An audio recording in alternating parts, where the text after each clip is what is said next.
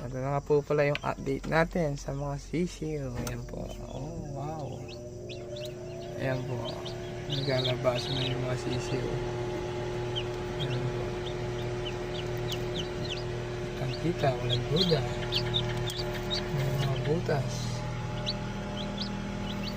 Yung may mga buhay po na yun, mga 3 days pa yan. Nauna po kasi itong mga may butas na ito.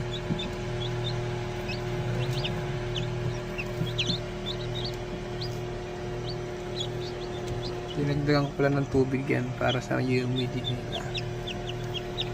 Ayan, masisiyaw. Ayan, kitang kita, walang duda. Nakakapisa. At ito ay ating tutulungan baka mamatay. Ayan. Pag hindi po nakakalabas yung sisiyo, tinutulungan po yan.